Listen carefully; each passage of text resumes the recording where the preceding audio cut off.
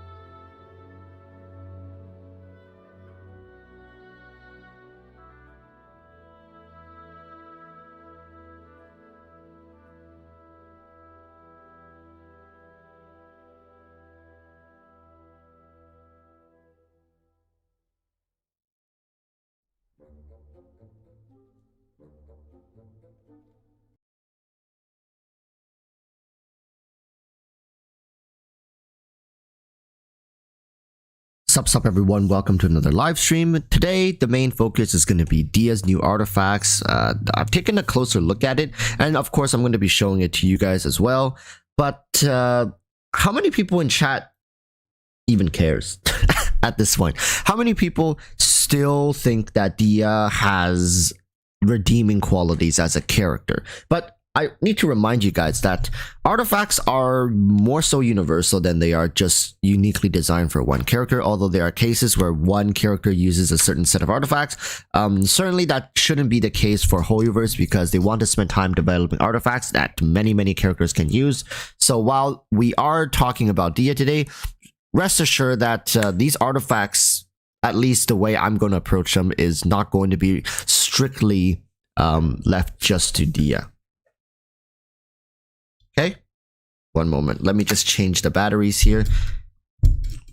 What's up? Dehya. It just seems like news around her never ends, right? When we finally want to let her go, HoYoverse comes out with these new artifacts and be like, hey, you know, check out these new artifacts. Excited? Maybe. But I'm more so interested on why HoYoverse would even bother salvaging something that is so brokenly bad, which is one moment. Let me get the artifacts on screen first. Let's see. I think it was here. Yes, all right, found it.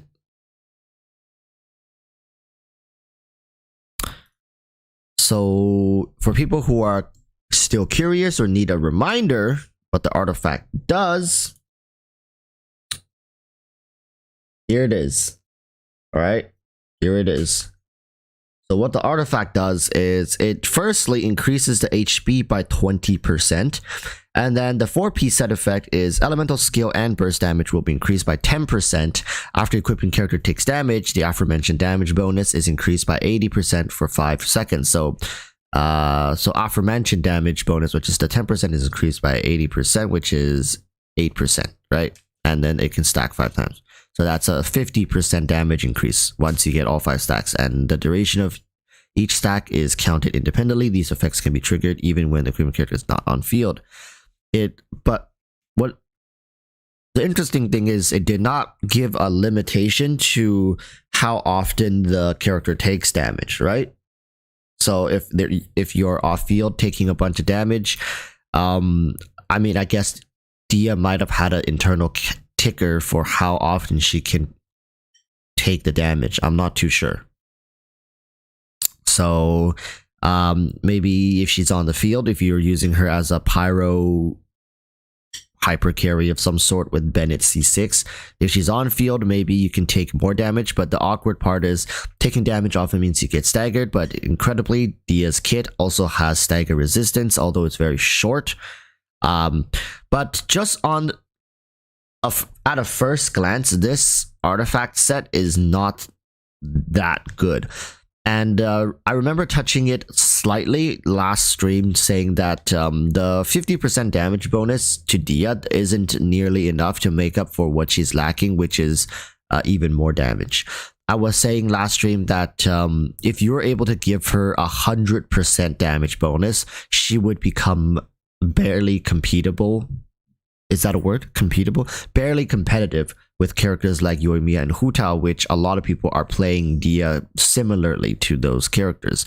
And of course, those characters rely on reactions. So Dehya, which, well, doesn't rely on reactions because she kind of can't.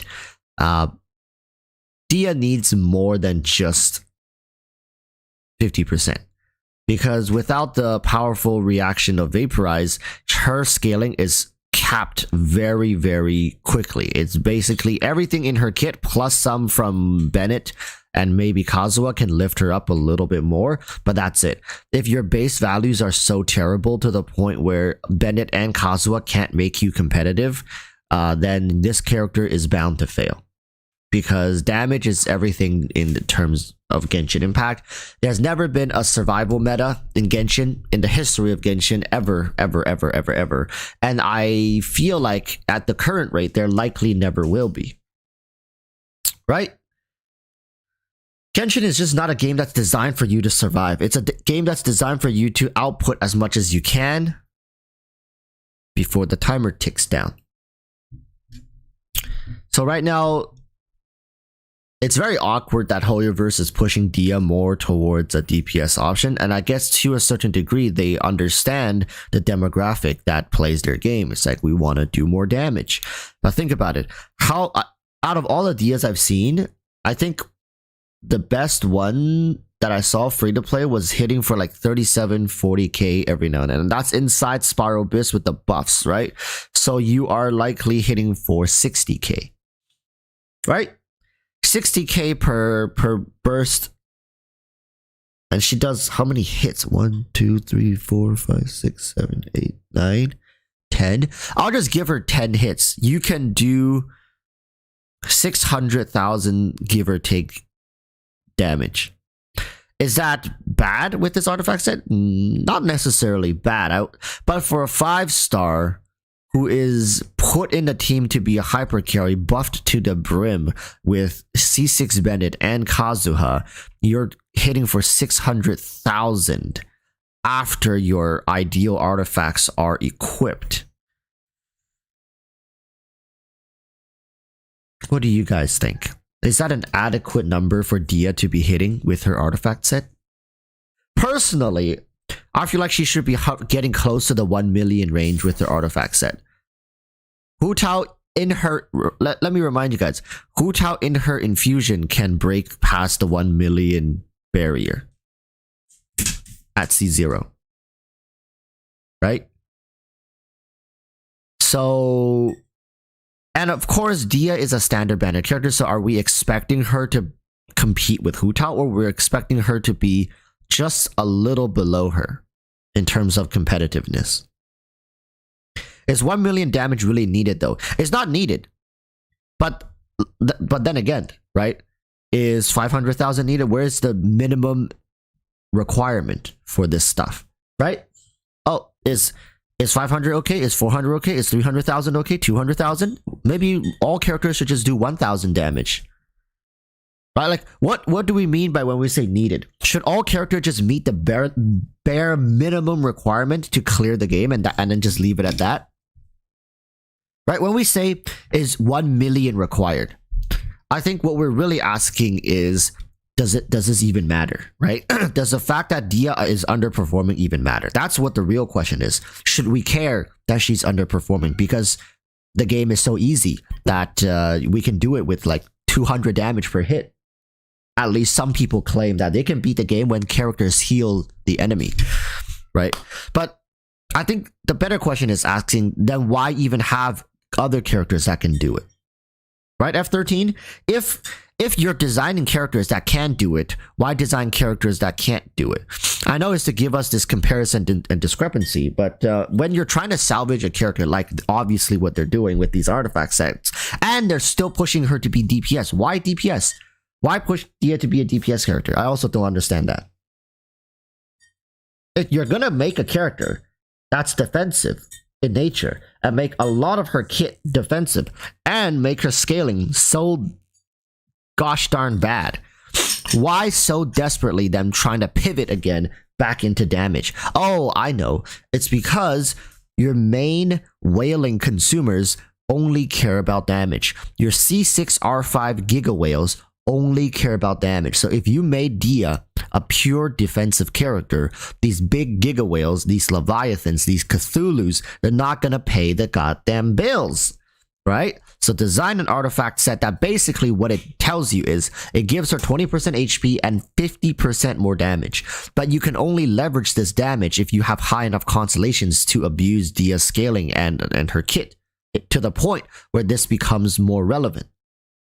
So for free-to-plays, what I'm basically telling you guys is this artifact doesn't do jack shit for people who care about Dehya at a C0 free-to-play value.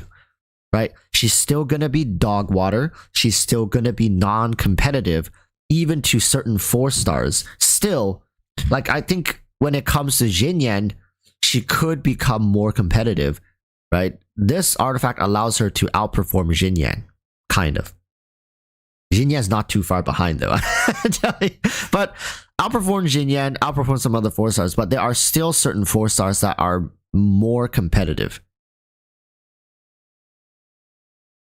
than Dehya, which blows my frickin' socks off and hurts my brain, because in 2023, basically, we're in 2023, Hoyoverse can release a character that is so gosh darn bad that an emergency hotfix 50% damage bonus plus 20% to her scaling attribute doesn't even help fix the character. That is crazy. Imagine if we were in patch 1.0, any of the patch 1.0 character. Imagine Tartaglia came out and a patch afterwards he got a 50% damage bonus and a 20% attack bonus to his kit. That character becomes utterly broken. Characters aren't the same as when they used to be, right? Hoyoverse is done testing the waters. They're done with playing around with certain numbers and kits. I think they are much more aware of the demographic that plays their game. They're much more in tune, actually, with the people who plays their game. And they should be. But I think they know us a little too damn well. It's one of those situations where you're starting to look at Hoyoverse and be like, gosh darn it, are you inside my head? I'm telling you guys, nobody is talking about this set and Dehya. No one. I mean, there are people still talking about it. I'm sure if we go to Dehya's like subreddit, people are still talking about it. But everyone else just wants to move on. Nobody cares anymore because the fad is over, right? Her banners are gone. The excitement levels have gone down. The hype train is what's the hate train is dead. The hashtag justice for Dehya movement is being stomped out by voices whispering about Baiju, which these whispers are only going to get louder and louder and louder until it becomes an entire like ocean of people uproaring and just screaming all over their keyboard about how like cute Baiju's crop top is, right? It's just Hoyoverse understand that all this is just gonna blow over. It'll never amount to anything as long as in the moment when the character was still around, there's not enough voices generated, not enough momentum. No amount of screaming, crying, kicking, pulling is ever going to amount to anything post banner, because everybody else won't give a shit anymore. I can tell you right now, if I were to make a new Dehya video with these artifacts and criticizing how lacking they are in terms of supporting Dehya, I'm going to get a lot of dislikes because people are going to say, why are you still talking about this? Right? Why are you still talking about this? We don't care.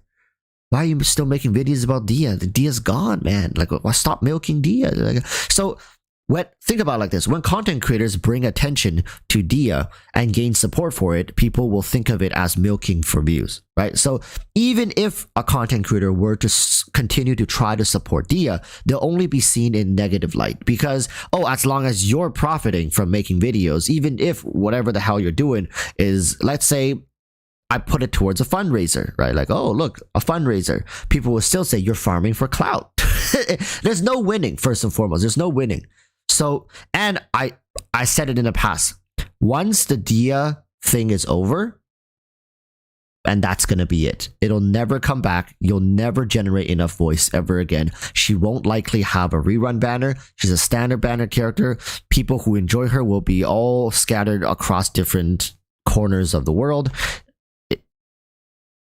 The movement is dead.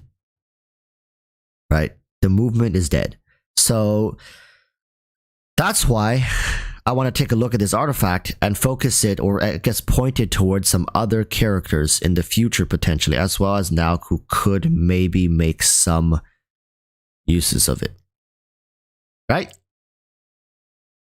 So here's my question. This artifact set could also work for characters that could synergize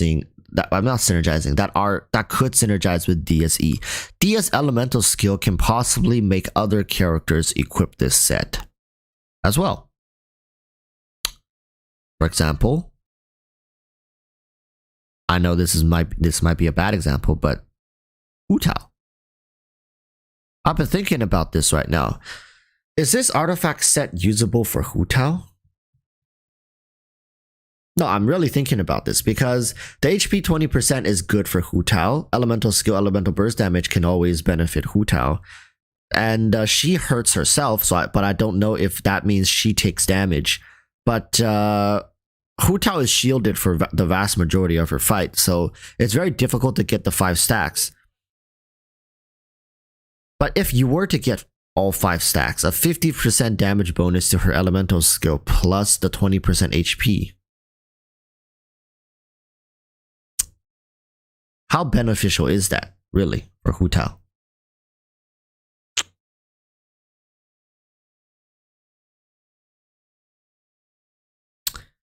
So here's the thing, right? Right now, currently, where's my Hu Tao? Here, she's right here. Not here. So the Shimenawa set, here, let me bring chat on. Oh, chat is not pasted. Boom. There you guys are. Okay. This set gives her 18% attack, which it's welcomed. It's welcome. Attack is nice for Hu Tao, but she loves HP. When casting elementals, the more than 15% has more than 15% or more, they lose again and they're increased by 50%. So, yeah, I guess it's very difficult to compete with the Shimenawa set because she already gets 50% damage bonus.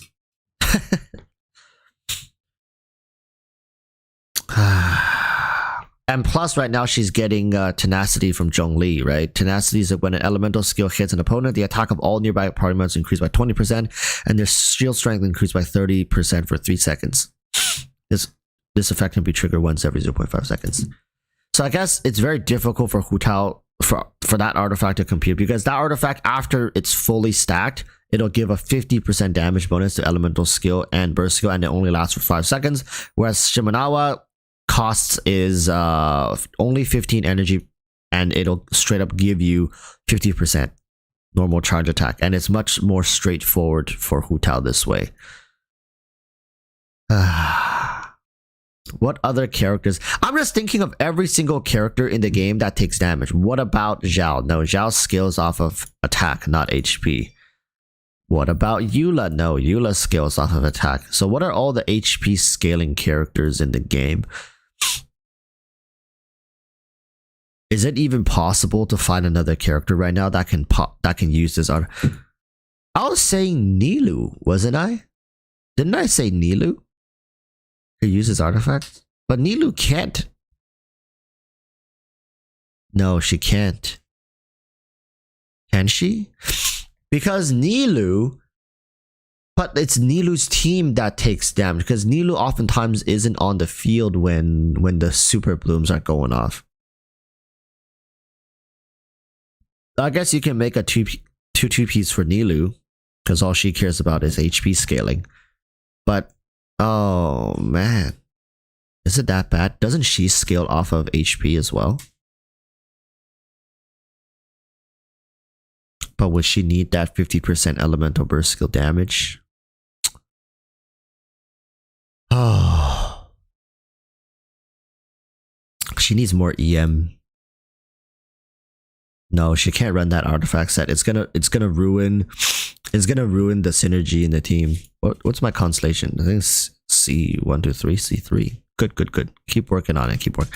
Why is my Kuki with no artifact? My Kuki is level 50. I've never leveled this character up. I use Yaimiko, I use Fischl, I use Raiden Shogun. I've never leveled Kuki Shinobu up.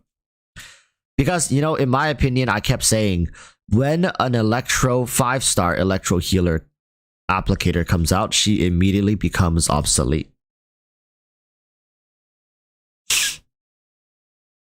So that's one of my reasons for not leveling her up. So I was just saying there's a chance she becomes obsolete once a 5-star Electro Healer comes out. So yeah. That's why I've been holding off on building her, because I anticipate a character such as the character I just mentioned, maybe coming, I mean, in the next year or something. And I don't really need cookie leveled, so I can save my resources and give it to the new 5-star that will be coming out. Because I'm not really lacking, right, in terms of characters. I have everybody except Dehya. So building cookie certainly isn't my main priority right now. My main priority actually is building up Nilou. After trying so many people's Nilou, and people keep telling me, Walrus, you should build up your own Nilou. I know what Nilou can do at level 90 C0 with like even her weapon, but you know, I'm I'm of the firm belief that Nilou is kind of busted. She's kind of broken.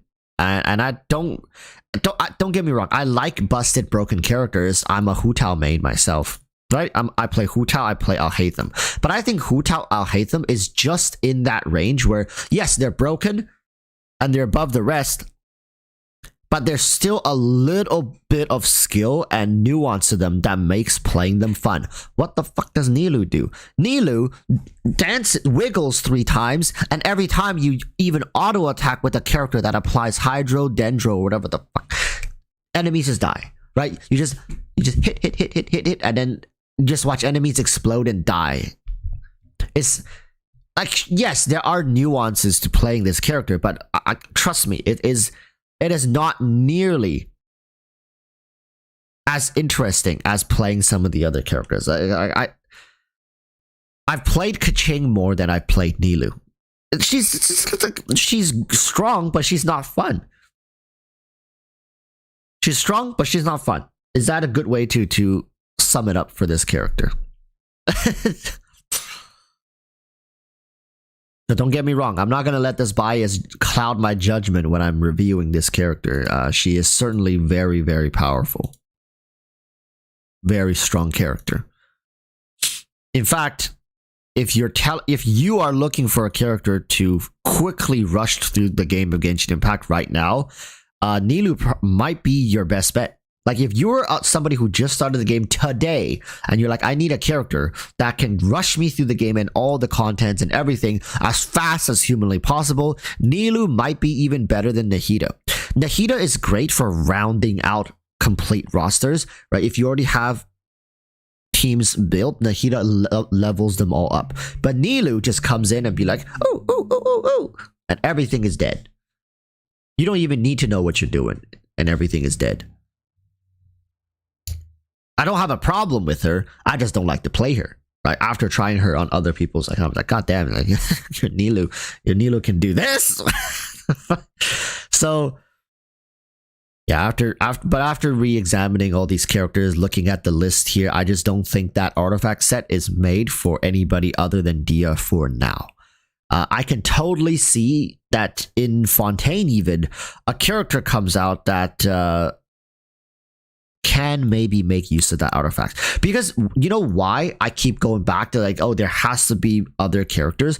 It's because I refuse to believe that HoYoverse made an entire artifact set to salvage a dying character, and it's not even enough at that. Right? Think about it, chat.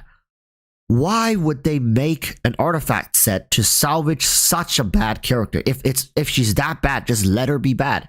If people are already dumping on her, why not just let them dump on her? Why even try to salvage her if you're not going to try to get something out of the solution, right? A good way to get something out of the solution is make other characters that use this artifact, right? You kind of just leverage this solution for Dehya as a launch pad for other future characters. It makes sense, no? Am I crazy to think about this? Or did HoYoverse really just design an entire artifact set to salvage Dehya of all characters? It just doesn't make any sense. And it's not even enough, right? If you're salvaging a character, just save her fully. HoYoverse 100% knows the numbers. HoYoverse knows exactly what she needs to feel comfortable to play and be competitive. Of course they know that. They know that better than anybody. Yet they on purposely gave her just shy of enough. They're on purposely making sure she stays as a standard banner character level. Right? I'm not saying Nilou is unplayable. I'm not saying people who want to play her can't play her even with this artifact. Of course you can play her with this artifact. It's a welcomed addition for Dehya mains. Of course it is.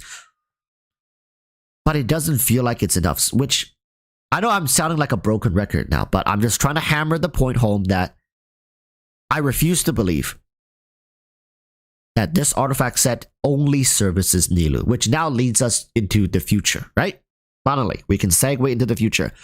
What kind of character is going to come out that uses this artifact in Fontaine? And I think we already got our first Fontaine artifact.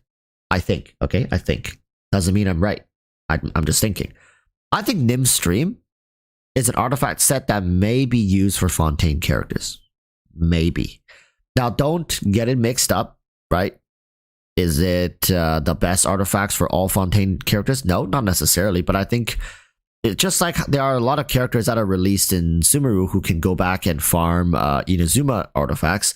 Nim's Stream will be an Sumeru artifact, but I think some characters from Fontaine can look at it. Just look at the monocle, man. The Fontaine region has a huge like steampunk, whatever century kind of vibe, like not Victorian, but it has a weird old new steampunk vibe to it. And this artifact set looks very, very, very much akin to the architecture and stuff of Fontaine as opposed to Sumeru.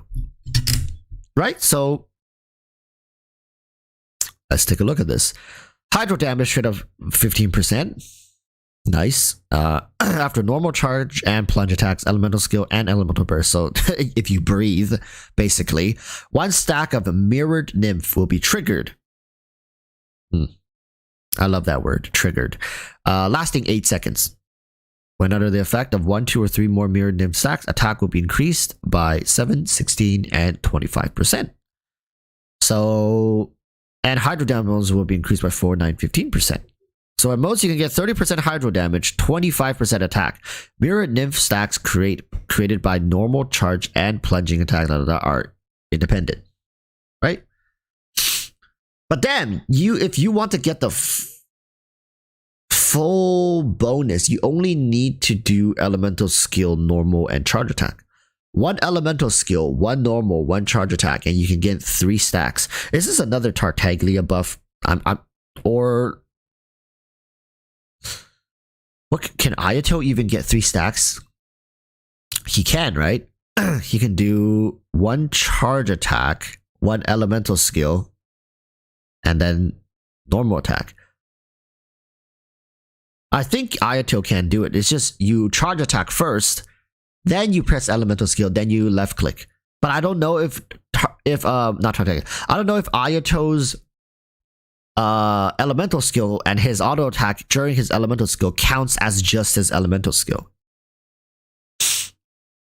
So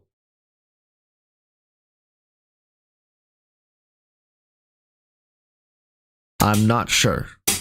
25% attack with 30% hydro damage is pretty damn good though.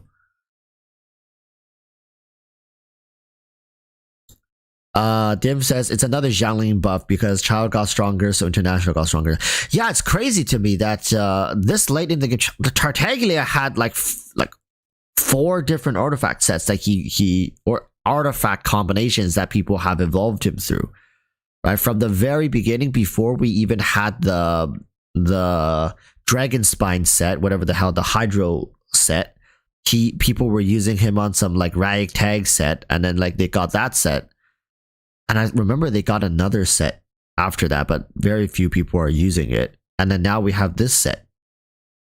Yeah, Heart of Depth is I think what currently most people are using, right? I haven't played Tartaglia for such a long time. I don't even know what they use anymore, but I remember Heart of Depth came out and people kind of stuck with that one. And I'm pretty sure even now people are using that. Gizmo says, can you not just 3 times normal attack to get the stacks? Actually, that's a good question. After normal charge plan, 1 stack. You triggered, lasting 8 seconds. I don't think you can until the 8 seconds is over. I don't think you can. Correct me if I'm wrong, because it doesn't feel like, then why would the other stacks even matter, right? Like, if you can just normal attack 3 times and get it, why would charge plunge even matter? Then they would have worded it like when you deal damage, right? Whenever you deal damage, you get a stack. But they specifically separated them all up, so I'm pretty sure you need to do it independently, and what you can only reapply the stack once the 8 seconds is over. Yeah.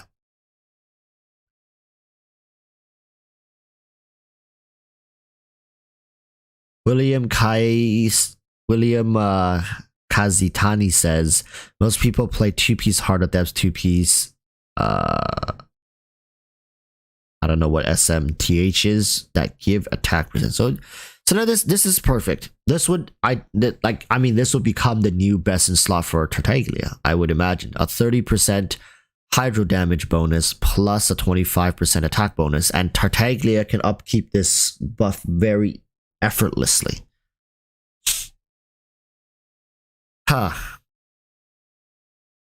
I mean, there's no point to speculate Fontaine characters at this point, but it just seemed really weird that this artifact set has features that are non-Sumeru. It doesn't look at all Sumeru to me, and even the color pattern on this artifact set looks more like Fontaine than it does Sumeru. Like the teal, dark blue, turquoise, with the bronze rims highlighting everything. It just feels much more akin to Fontaine. So yeah, I think we're starting to lay the foundations to transition into Fontaine. I don't know if we're going to patch 3.8 or 3.9, right? I think 3.9 is possible, but there is a chance it goes from 3.8 straight to 4.0. So 6, 7, 8. We are 4 patches away, which means we are about 6 weeks per patch, right? 24 weeks away. So we are just shy of half a year away. So think maybe 5 months, give or take. Wow, 5 months. August? Is it gonna land right on the anniversary again? Is this September? I'm sorry, maybe September is 4.1 and that's when the Hydro Archon comes out. Right? So August we get 4.0, and then the 4.1 will happen in the middle of September, that means. So yeah, September 20th, I think that's the anniversary. I think they're trying to line up the anniversary with a Hydro Archon release. So that's something to look forward to. So yeah, I think we will get the Hydro Archon in September. Focalors is likely 4.2. She might be, but I don't know if you're gonna get, because think about it like this, chat. We can even predict 3.7, 3.8 might be the. I think 3.7 is gonna be a huge filler patch. 3.6 is so jam packed with stuff, so 3.7 is gonna be super slow.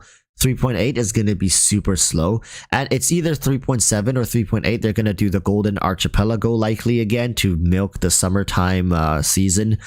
Golden Archipelago is going to be one of those patches. I'm guessing it's 3.8, so we might get a 3.9, which is also another really slow patch. But 3.9, the only redeeming qualities of that patch is if people can find another OP character to pull for, like the Kazuha and Yelan of this era likely will be released in 3.9. So that's the saving grace of that patch, because let's be honest, nobody cares about 3.9. Everybody's looking for 4.0. So then 4.0 comes out, which won't have the Hydro Archon because they never make the Archons get released on the same patch. So people are super hyped up but the character won't be there. And then 4.1, the anniversary. So we're riding this hype train now. We're going up. 4.1, you're telling me she's still not going to be there? I don't think so. I think Hoyoverse is finally going to cash out because we're going to have 3.7, 3.8, 3.9, 4.0. You're telling me after all that, they're still going to keep milking and then go for 4.2 after the anniversary? I'm not sure. I think there's a good chance 4.1 with the anniversary is going to be full color. The Hydro Archon, right? I think it's a good chance. I think there's a 70% chance she is in 4.1 and not 4.2. There is like a 3% chance she's in 4.0. And 27% chance she's in 4.2. 0% she's in 4.3 and beyond. Because by then, by the time we're in like the third, fourth patch of the new regions, usually the excitement has peaked and people are less and less engaged, and then it kind of falls back down again. And then it levels out at around 3.5, 3.6, which is where we are right now. Are people still playing the game? Yeah. Are they super excited? Not really. We're all looking towards the future. We're transitioning from Sumeru now into the future.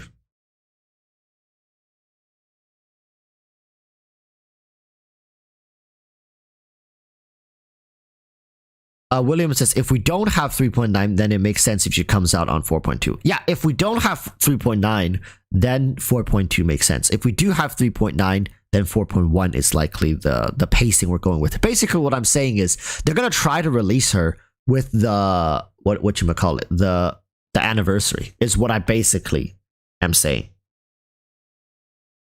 So don't take the patch, take the date. They're trying to release her late September, early October.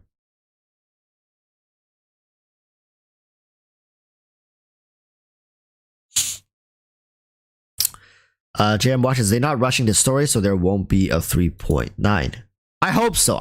Listen, I hope there is not a 3.9. I hope we go to 3.6, 3.7, 3.8, and straight to 4.0. That means we're gonna get into 4.0 even earlier. We're gonna get it July, maybe, right? Because we're at the start of April right now. It's April 5th. The new patch drops middle of April in about a week. Right? On the 12th or something like that. Let's take a quick look. We got 5 days actually. No, on the 10th it drops. So on the 10th.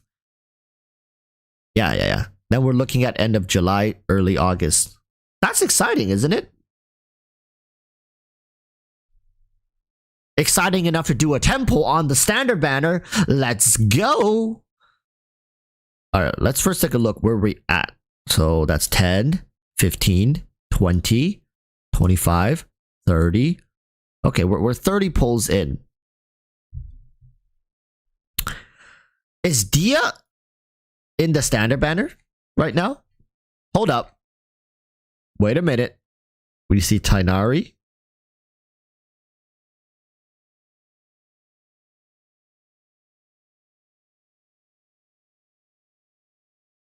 She's not here. Oh. Wait. You should use up all your summons then. Use up all your stuff. Oh, wait. Wait a minute. Oh, ho, ho, ho. Oui. C'est bien. Calamari. All right. Okay. She's gonna be here in 3.6, right? So once 3.6 comes out, your standard banner is gonna have a less likelihood of pulling the character that you want. Oh, oui, c'est bien. Okay. Out of all the characters, I want, if I were to get a 5-star, I want Keqing, I want Tighnari, and I want the Primordial Jade Spear. This spear has evaded me for so damn long, and on top of that, I would I wouldn't mind getting a Lost Prayers to the Sacred Winds. I still don't have that. So I don't have these two. I think I have everything on here except for Lost Prayers and Primordial Jade Spear. Believe it or not, after playing for this long, I have everything on here. Everything except for these two weapons. Lost Prayers, Primordial Jade Spear. I have Tainari, so... Kaching is at C5, so C6 Kaching, I might be making a video showcasing that. Now come on. 35. 35th pull. Let's go. It was all for nothing. Right. The biggest middle finger imaginable. A weapon that just is good enough, but not quite there. I was hoping for a 4-star, maybe a Kuki Shinobu. Giggity damn it. Should we spend 480 Primo Gems on the standard banner? No! No. We cannot. Anyways, let's see my battle pass here. Oh my goodness, level 15. I'm almost done. Oh, look at that. A free fragile resin.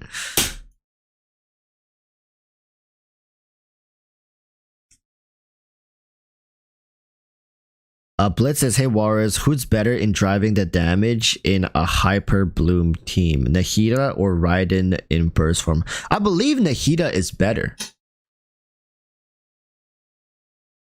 I believe Nahida is better.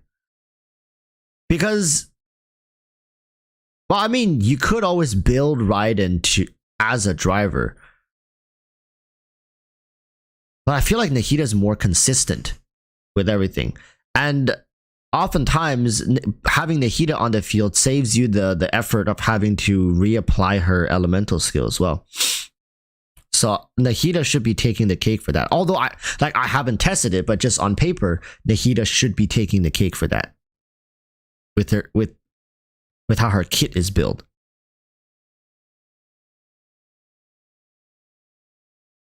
Yeah, and chat agrees. So there's your answer. Nahida should be better. Raiden is only good as EM Raiden using her elemental skill. Having her on field doesn't really accomplish much.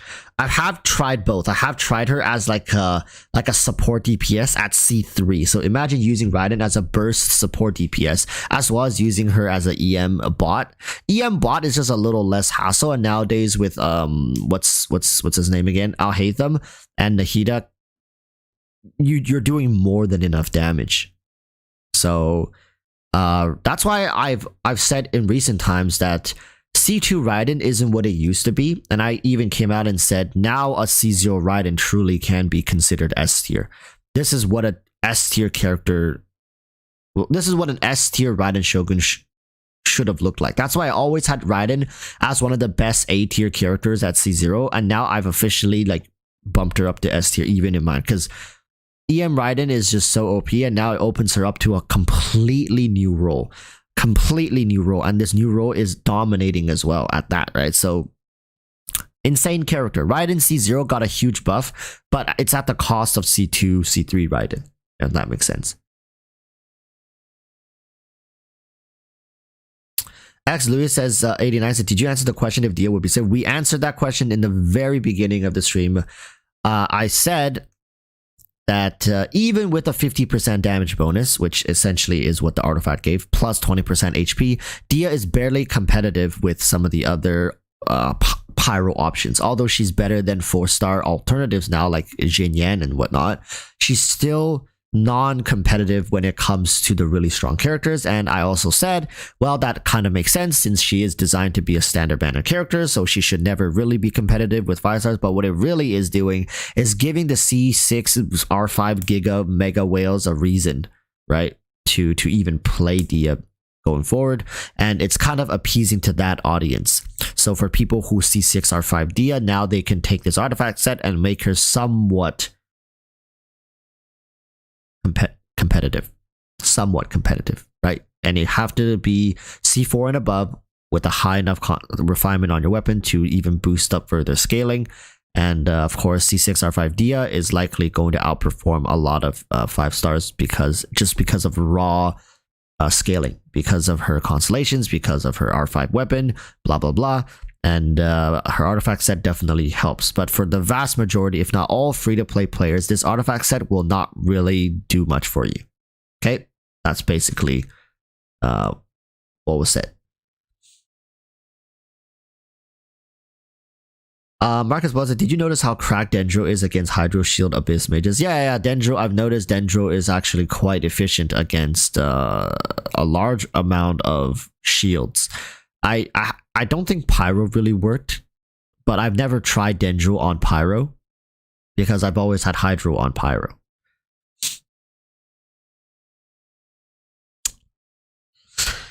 Let's see. Louis89 says, so nothing changes. Yeah, mostly nothing changes. It's a move. Like, I've concluded that the artifact set was a move to appease the whales and set up for future characters that can leverage this type of kit and playstyle. But if anybody thinks that this artifact set is here to kind of appease the general public when it comes to Dehya, vastly, that is a huge mistake. This is nothing but whale gratification and maybe setting up for future development. Free to plays, Dehya supporters, right? Don't even think about it. Not worth it. Especially considering how much resin you're gonna have to dump into farming a decent set. Just forget it. Don't do it. Don't do this to yourselves, okay? Don't do it. Unless your Dehya is C4 and above, don't do it. Don't do this to yourself. Please. Dehya mains have taken enough L's. Yep. This is kind of like an LW, right? It's kind of like an LW for the whales, the people who really went hard on Dehya. They're getting some sort of consolation prize. For the people who didn't spend enough, it's just another huge slap in the face.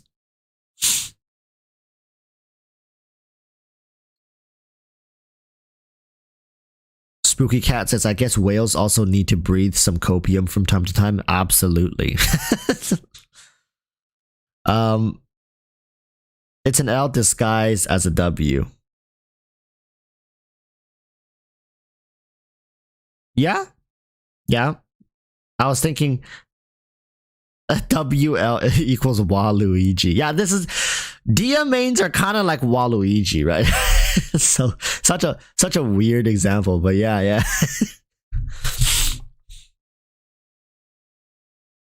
Marcus Bullock, it sounded like Dehya is only meant to be decent for whales. I mean, whales would make any character seem good, right? I mean, Tony is still uploading videos, is he not? Tony 2 or Tony Toe, or how do you say his name? Tony probably made Dehya look good. But there should be a huge disclaimer in his videos saying, you know, this is what we did. We tried everything to make her look good, and this is the result. The guy can make any character look busted.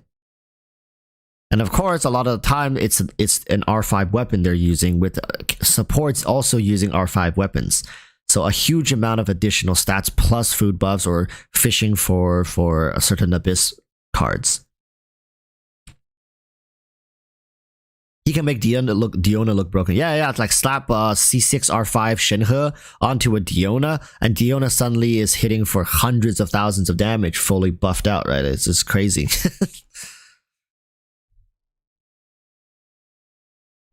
William says, no, not even that. I just don't get why they release her this bad. Her kit looks even worse than Chi-Chi.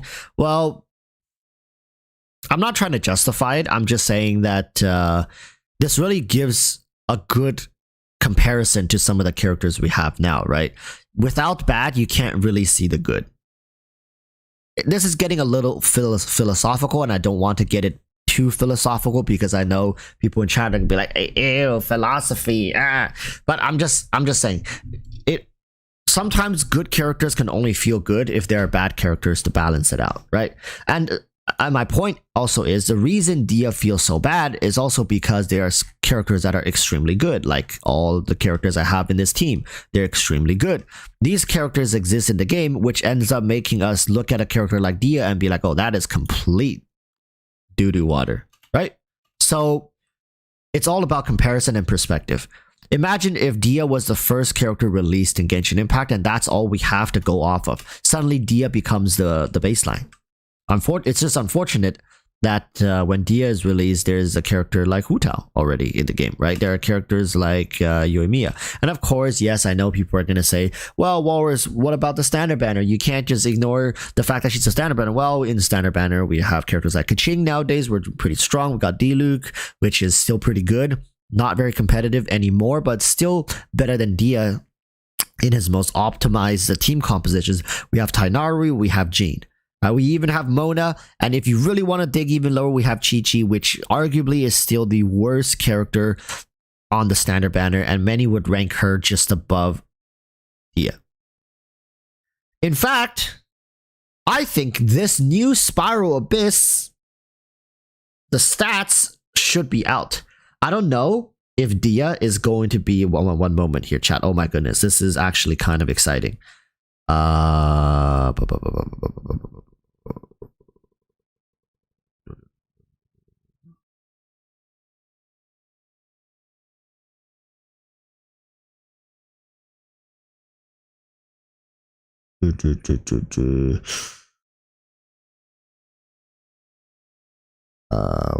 Where the hell is it?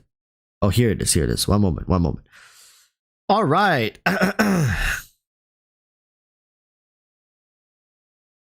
Is Dehya even here? She is. She's here. All right, chat. Let's play this game again. Try to guess.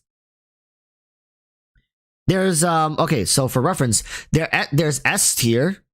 wait. Okay, there's S plus tier. So anybody above 70% usage is S plus.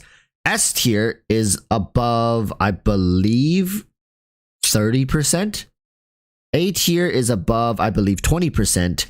B tier is above 5%. And C tier is like all the worst characters from 0% to 5% and below are C tier characters. Where do you think Dehya ranks? What is her usage percentage? Just type it in chat. I'm not going to do a poll because it might give it away.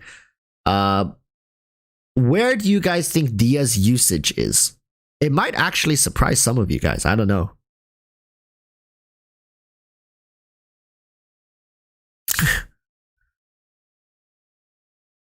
E-Dog says whatever the bottom is. So C tier, you're saying.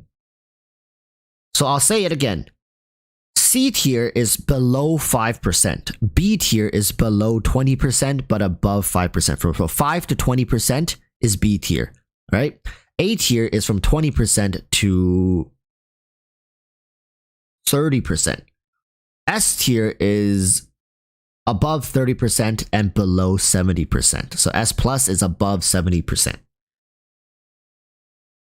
A lot of people saying C, some A. I see a Z in there for some. So B. So yeah, Dehya right now currently sits in B tier. She has an 11.1% usage rate out of how many people is this?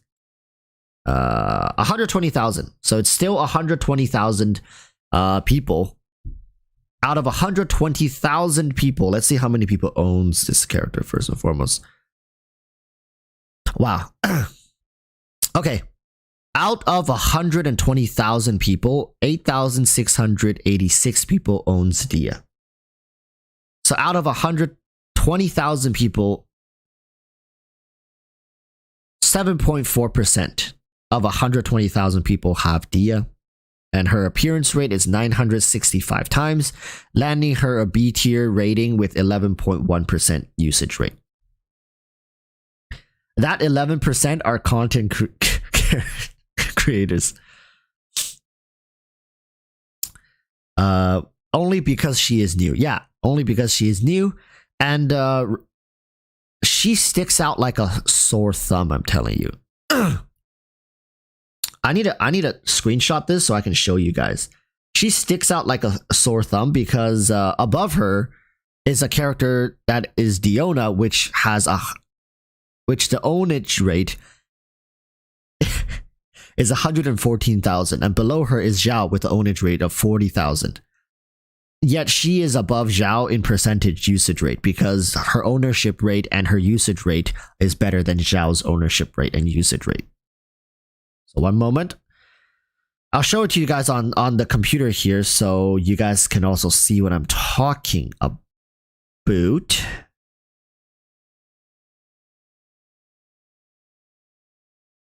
Okay, this is the newest one. One moment, let me log in here. Yes, get me in here.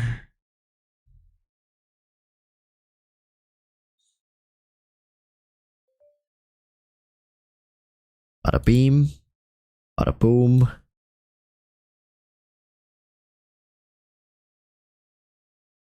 Everybody can see?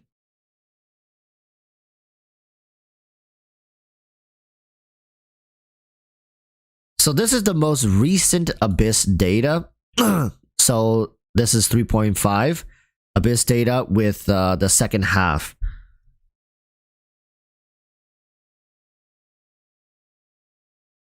What? Scoop says, hello everyone, I say treat Dehya as a comfort character. I did not pull Dehya as a damage dealer.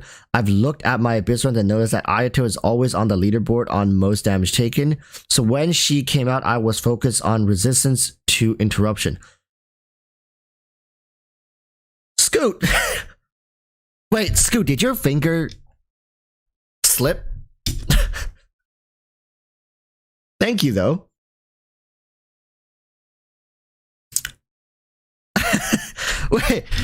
Wait, Scoot.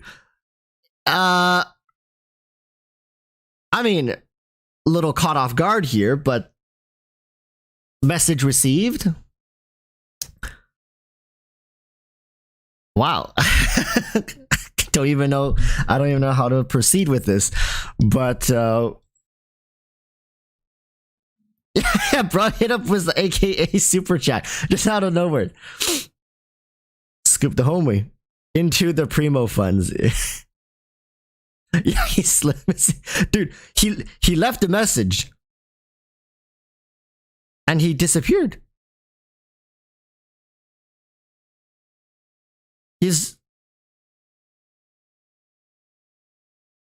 I mean, I guess. Okay. He unsubbed immediately afterwards.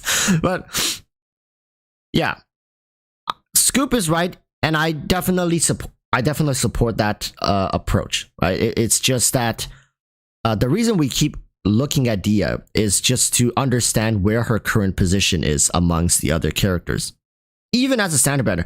In fact, let me double check. Is she the best performing standard banner character right now? Wait, hold up.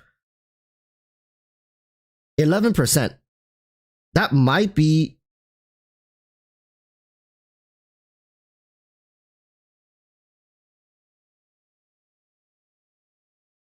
Holy ball sacks.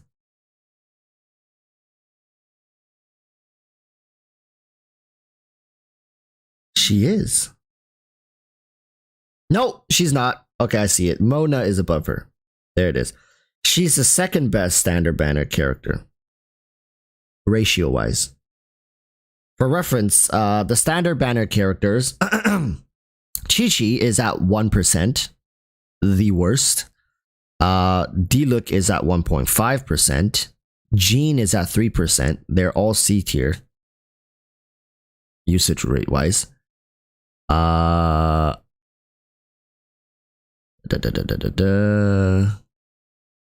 Where's Tainari? Oh, never mind. She's third.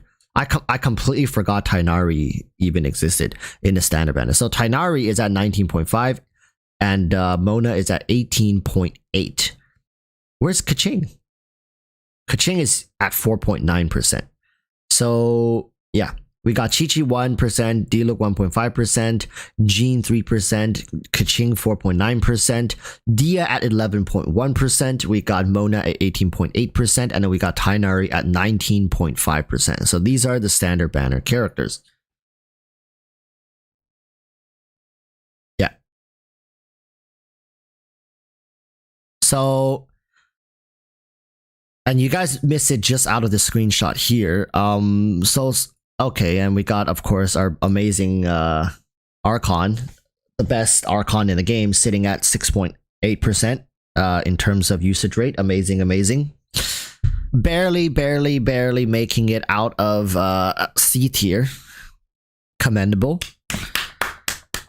Round of applause for Venti, sitting right below Yao Yao. Right below Yao Yao. If people mistook this, they might have thought this was a height comparison chart or something like that. But no, I assure you, this is the Abyss usage rate. But why aren't people using Venti though, right, Chad? I mean, he's such a broken character. Right? Apparently, everybody's saying Venti is just as good as Kazuha if you know how to play him. So I guess just these 120,000 people playing this game, testing these Abyss every patch, don't know how to play the game. Oh gosh, man, we need some of the people here in chat. Not in chat, I mean, we need some of the people in these YouTube comment sections to go educate these CN players how to properly play Venti to the capacity of Kazuha. Interesting. But anyways, memes aside, what a fucking joke. What a freaking joke. This is why I keep saying, forget justice for Dehya, man. We need justice for Venti.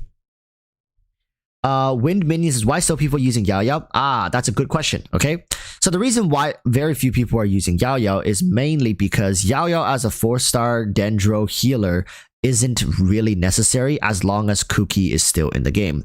Variations of team comps using Yao Yao can always be tweaked to have Kuki in that position, and on top of that, a character in the 5-star category that basically does what she does is on the horizon.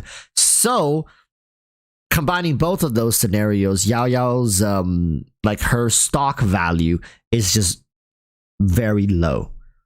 Yao Yao has close to little stock value when it comes to options. You're soon having a 5-star coming to completely dominate her role and utility. And currently, there's a much better pre-established character which people already built up for the meta, which is Kuki Shinobu. So they're gonna run the Kuki variant of Hyper Bloom and whatnot. So that's why Yao Yao has such a low user. It's a similar case with Fischl, right? Fischl, Yao Yao, and you'll likely maybe see other. Nope, not in this screenshot, but other Electro characters, applicators. Yaimiko is kind of like the upgraded version of Fischl. So that's why you see Yaimiko is really high up usually nowadays in Modern 11. I'm just gonna find it for you guys. Yaimiko 48.9% sitting in S tier along with Kuki Shinobu. So you guys can't see that, but Yaimiko is right there. That's Yaimiko.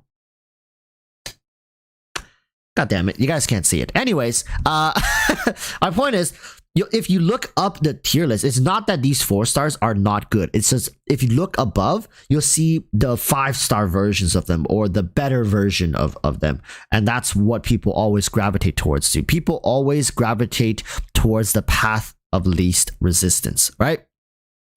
A little bit of physics for you over there.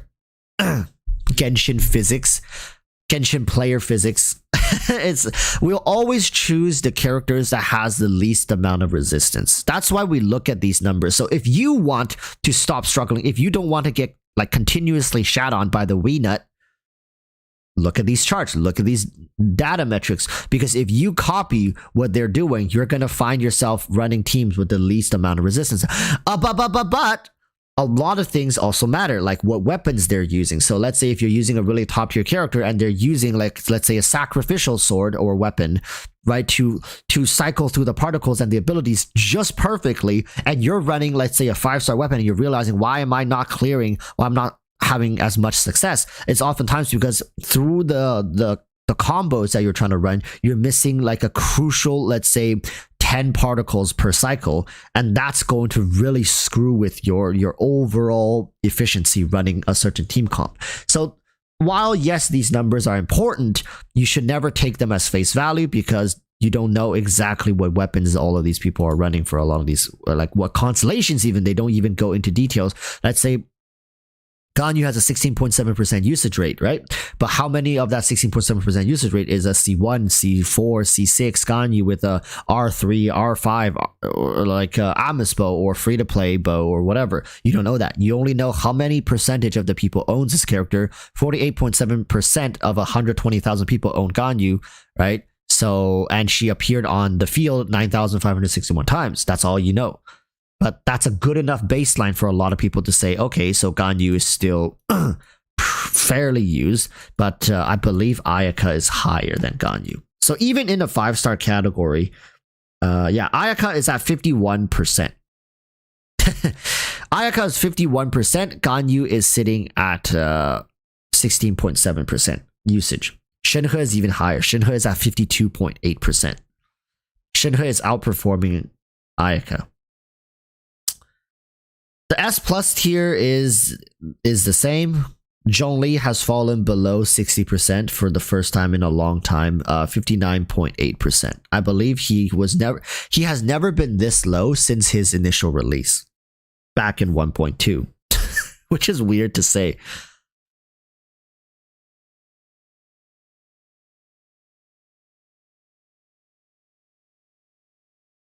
JM Washington's Ganyu is good, but there are way more options now. That's right. Ganyu's biggest limitation is her playstyle. The way you have to launch her charge attack to hit enemies has been a huge turnoff for a lot of players, especially mobile players who is already struggling with their phone screen real estate. On top, you have to swing your character around to aim a bow shot at the ground. It's just something that people don't want to have the hassle dealing with. 16.7% really highlights how Ganyu has fallen from when she used to be a really top tier character. Well, I guess with more options, people will always gravitate towards a playstyle that fits their needs. She's just not that character anymore for a lot of people. Back then, a lot of people were playing Ganyu against their will when she used to be like 40% plus usage rate. People were playing Ganyu against their will because she was the best option and people still wanted the Abyss rewards, so they just played her. But nowadays, right, don't need to put yourself through that kind of pain anymore. Morgana doesn't work as well anymore. Yep, and every time I say that, people will come out like, I still use Morgana. I use Morgana every Abyss. I clear it with no problem. This guy doesn't know what he's talking about. Is people who live in a certain bubble, when as long as they feel like they are not struggling, they think everybody else aren't struggling. Got to look at it from a bigger perspective. What is let me see. I'll hate them is 58.8%. S tier. So S tier only has 8 characters, I believe. Yeah, 8 characters. I'll hate them is number 3 in S rank. He is below Zhongli, above Shenhe. So S rank is, by order, the best S rank with the highest usage rate to the lowest would be Kokomi, Zhongli, Alhaitham, Shenhe, Ayaka, and then it's Yaimiko, Hu Tao, Kuki Shinobu. So Kokomi with 65.6%, Zhongli with 59.8%, Alhaitham with 58.8%, 52.8% is Shenhe, 51% Ayaka, 48.9% is Yaimiko, 45.1% Hu Tao, and then 37% is Kuki Shinobu. Thunder Priest said, while we're doing super chats, Dehya bad and I don't care. I guess she is bad, but thank you for the super chat. Thank you. I've never said Dehya was good. I agree she's bad. I'm just trying to wrap my head and I guess internalize and accept the fact that Hoyoverse on purposely made a bad character, but now looking at how they're approaching with the artifact set, it's starting to make a little more sense, is that Dehya was always meant to be a filler bad-ish character, and they're still going to be making millions off of her though.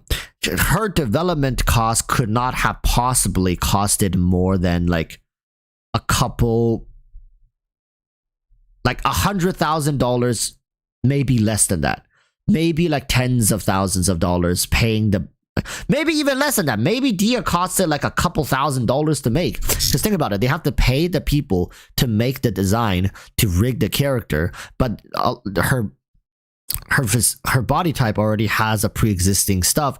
They need to record the animations, they need to animate the character, they need to record the voice lines. So maybe like I'll give it like $100,000. $100,000 to make the character. She's already made the millions. Millions.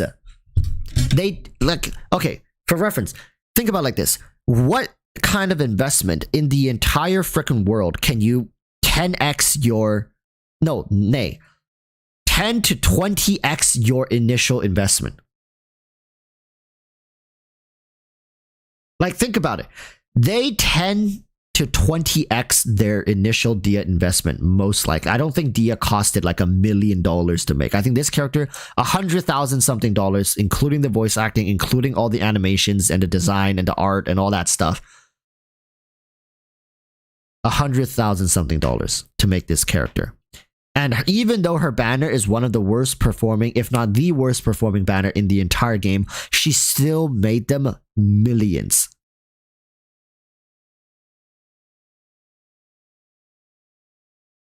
Millions. That is 20x their initial investment. PvP Warlord says, and get this chat, they are saying, help, I farted and my house blew up.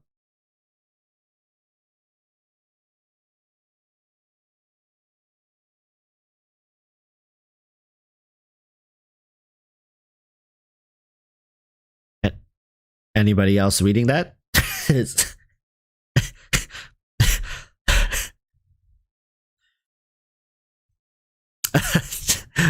Very interesting. Relatable. God damn. Anyways.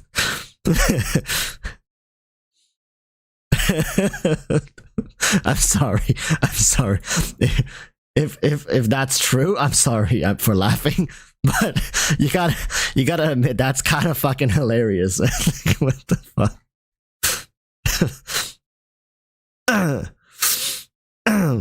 I hope you're okay.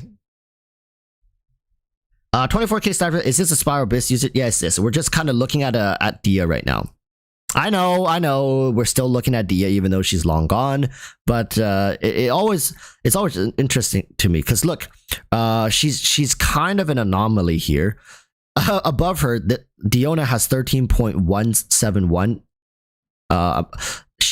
Diona appeared in this Spiral Abyss 13,171 times with only an 11.5% user. It's because a lot of people owns this character. You see, the problem is this percentage is gauging how many times a character appeared based on how many people owns them. So a lot of people would say Dehya is kind of skewed because very few people own her, right? And of course, you want to play the character you just pulled and you just invested into. So a more accurate representation of her in the general meta space is, let's say, maybe a patch or two after her release. So we'll continue to monitor Dehya, but expect this number, this 11.1%, to drop significantly. There's a good chance it might even dip down below to like a quarter of where it is right now, so less than 3%. I can see people like 2% of people using Dehya. There might be, or maybe around D-Look, which is barely 3%, right? So give like between 2 to 3% is what I will expect Dehya's usage rate to be in about a patch or two time. Thunder Priest says, "Who is Dehya? I already forgot." Yeah. Anyways, like a good representation of consistency would be characters like, I'm actually interested in Sino's usage rate once Baiju comes out. I'm actually incredibly interested. Chat, question for you. How high do you think this number is going to jump once Baiju comes out?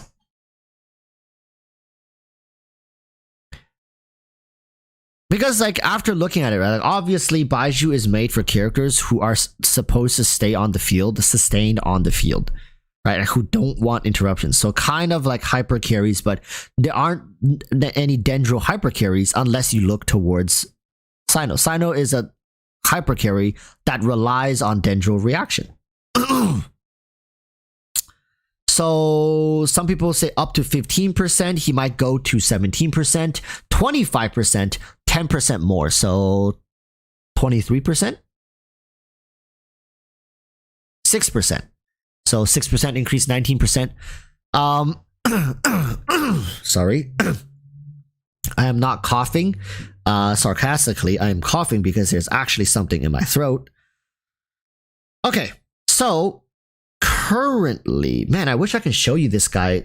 I wish I can show you guys this on my PC here, but I don't think the app here really has.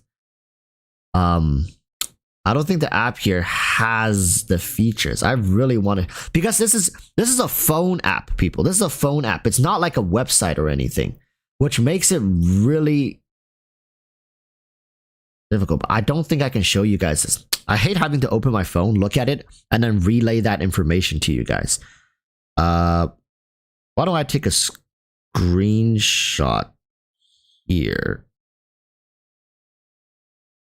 I'll take a screenshot here, send it into my chat. Okay, I'll send it to my chat, so at least you guys can see the overall list, because I'm sure you guys understand what this is all about. So as long as you see the percentage, you guys can understand. Okay, so now if we go to the next photo.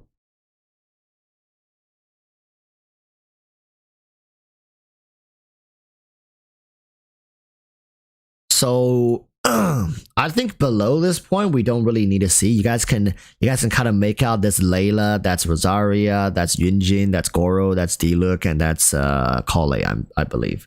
So you guys can see the hair and already know the characters, right? That's how you know we haven't touched grass in a billion years since the dinosaurs were around. Anyways, so Monster says, "Hi Warriors, what's up, Monster? Welcome, welcome. We're just looking at the current Spiral Abyss. It's nothing too different from the previous one, but it's surprising that Zhongli has fallen." Sucrose B. Sucrose? Where's Sucrose? Sucrose C, 4.8%. Sucrose 4.8%. Again, it's not saying Sucrose is bad. It's because comparatively we have better options, right? So if you have characters like Kazuha, most people are going to lean towards Kazuha. Very few are going to be leaning towards Sucrose. And even then you have Venti's kind of sitting just above Sucrose. So it's very difficult for a character like Sucrose to shine when you have such amazing options, alternatives, right? Barbara is B, but how? You know why Barbara is B? Is because Hyper Bloom, like there's a decent amount of newer players that are getting into the game right now, and Barbara is that low budget entry hydro applicator, even though she's terrible at it. But because Kokomi isn't around right now, because if you're new, you don't have Kokomi, you don't have these other options, no Yalan, and until you get Xingqiu, Barbara is going to be your best friend for Bloom, right? That's just how your life is at the beginning of the game. So it makes sense. It's like Barbara's numbers are heavily inflated due to Hyper Bloom being so damn good. Nilou carries her. That's true. So speaking of Nilou, she's actually dropped a lot. She's one of the hardest dropping characters in terms of usage rate. Like she used to be, I believe, 40 something percent just a patch ago. In patch 3.4, I believe I saw her, she was at 45%, and then 3.5 started, she was at 30 something percent, and now she's down to like 21.3%. There's a plus minus chart in this app as well for characters usage and movement. Let me see. Again, I am. So, wow. Let me screenshot this. Let me screenshot this.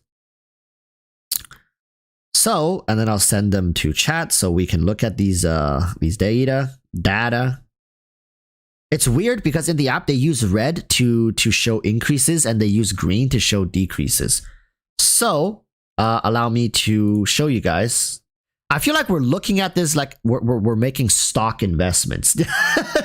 Like, hey, it's a good time to invest into Shinhe now, but it's too late because as you guys know, once the stock market has gone up,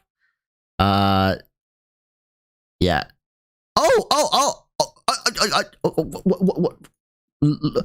Look who's back. 0.8% increase, baby. But yeah, this iteration, Shinhe is the highest grossing characters available, followed by Ayaka. It's to be expected. It's their banners, followed by Kokomi. And then, of course, Kazuha and Mona has a pretty decent jump. I'll Hate Them continues to impress. And then we have the character with the biggest drop-off, Nahida. Last patch was 82.1. Well, not last patch. Last iteration was 82.1%. Dropped down to 74.7. But I expect this to hold pretty steadily over the next couple of patches. Especially since her rerun is coming back. Expect this number to, if not to surge back up. Nilou, like I was saying, has another terrible performing patch. I don't know why she keeps dropping, but it might have something to do with the nut, if you know what I mean. That nut is just very difficult to deal with, and Nilou's kit just isn't equipped to deal with that kind of, that kind of threat. Followed by that is Zhongli, and then of course Dehya. I wonder why. A steep decline of 4.7% from her 15.8% usage last patch. Hey! If you continue following this trend, I expect another 3% or something drop come next Abyss, and then another 3% come next Abyss, and then she'll approach 0. Yamiko surprisingly has a dip, so a lot of these good characters like 4.2%, 3%, all the characters that struggles to deal with the nut are going to see replacement. All the characters that are good at dealing with the nut, you'll see some boost, right? You see like a lot of people would leverage Mona's burst damage window to kind of nut on the nut as hard as you can in that small window that you have. Xiangling is up because of the frickin' ice lava churls. Like having Xiangling C4 in there, it's just like they don't exist. Just boop, boop, boop, boop, just melt. Melt it. Venti's usage rate is up because people are memeing and trying to get him to 6.9%.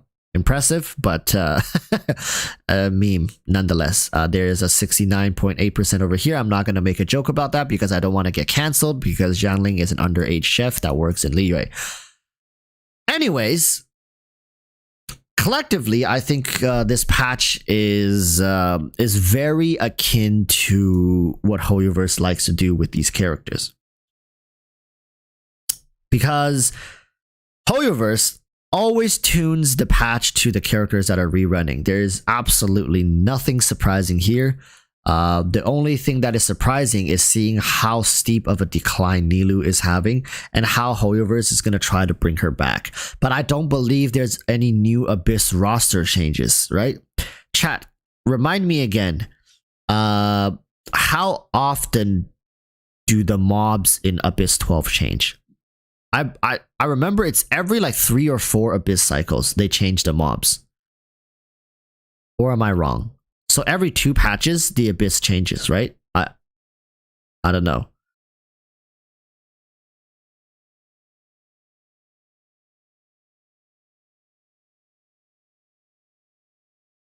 Is it every version? Is it that often? Is it 3 cycles? Wait, is it every patch? I don't even notice. When a new Abyss starts in a new patch, usually 2. Oh, they updated, so it's not a fixed amount of change. Like I swear, I remember playing Abysses for 2 patches straight at some point.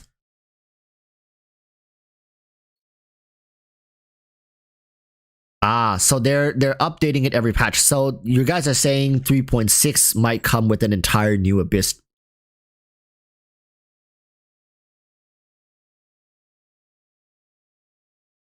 God damn it. I mean, not god damn it. I mean, good. Get the wee nut out of here. Get the nut out of here. Yeah, imagine a new Abyss. Instead of one, you get 2 nuts now. Hey, it's with after looking at your feedbacks, we realized you guys really spent a lot of time fighting the wee nut, and as now you must be all very accustomed to its mechanics. So, as celebration to your hard work, and we want that to pay off, we're putting 2 wee nuts in Abyss 12 now. Now they are truly wee nutting. Yeah. Yeah. X Dragon 2 gets it. Now they are wee nut for plural.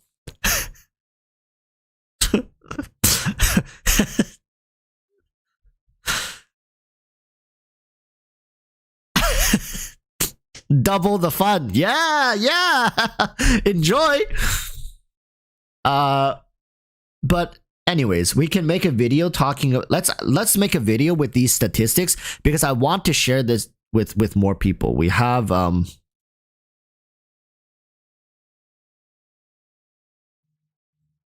okay.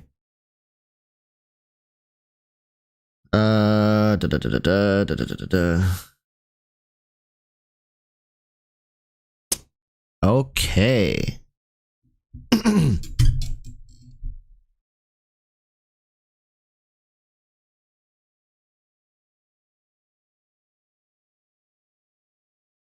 So we have this, we have this, we have this, and we have this. All right. What do we have before? Oh. Anyways. Okay. So starting with let's use Dehya as the focus and then zoom back out. Actually, let's get chat on screen. There we go. Sup everyone, welcome back to another video, and today we're looking at the Spiral Abyss with the second half of the patch already almost gone. We're here to evaluate the data, see what characters has grossed the most, what character has dropped off the most, what kind of changes are we expecting in the upcoming Abyss, and as well as 3.6, right? So let's just start with Dehya, because I think Dehya is a great centerpiece that we can use to then zoom out and compare some of the other characters. When it comes to the top used characters, very little is changing. When it comes to who's dominating the meta, still of course sitting at the very top is going to be the Dendro characters along with their support rosters. I don't see the Dendro meta going away anytime soon because it's very difficult for Hoyoverse to calibrate around Dendro. Dendro is the cheapest to build and most efficient by definition reactions to date, right? Other reactions just simply cannot compete with that kind of efficiency. However, what others make up for is longevity and consistency. There are plenty of characters currently in the game, including characters that are currently rerunning like Ayaka Shinhub, who have proven themselves to be consistently performing throughout all iterations of the Abyss. Freeze is also another very easy to pick up reaction to use for most people. Now, with the data that we have on screen, 11.1% is Dehya. Now, what does these percentage and numbers mean? So if this is the first time you're watching my Abyss recap, allow me to break this down.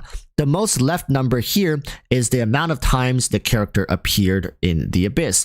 The second column of numbers here is the number of people who actually owns these characters. So if you see Ganyu here, 9,561 would mean she appeared and was played 9,561 times, and then 57,345 is the amount of players that own her, which gives her an ownage rate of 48.7%, because there's roughly around 120,000 people that participates in this data study, so giving her a usage rate percentage of 16.7%. So that's what all these numbers mean, right? So ownage percentage, usage percentage, it's a ratio. which if you guys look at some other characters like Yoimiya, like Scaramouche, Cyno, they all have fairly decent average, I would say, usage rates. They're nothing incredible, but that's mainly because they're all DPS characters. Actually, around the 10 to 20% range, you'll find quite a decent amount of DPSs, right? You have Ganyu, Yoimiya, Scaramouche, Cyno, Zhao, Ito, and then Fischl arguably is a support nowadays, so not so much a DPS. And then you have, of course, the most beloved Archon in the game, Venti, sitting just below Yao Yao at 6.8% usage rate. Very commendable. Round of applause to all the Venti mains. Very far and few between in modern day Genshin Impact. But let us point the lens back onto Dehya now. So 965 means that she appeared in the second version of the Spiral Abyss 965 times, and the amount of people totaling that actually owns this character, right?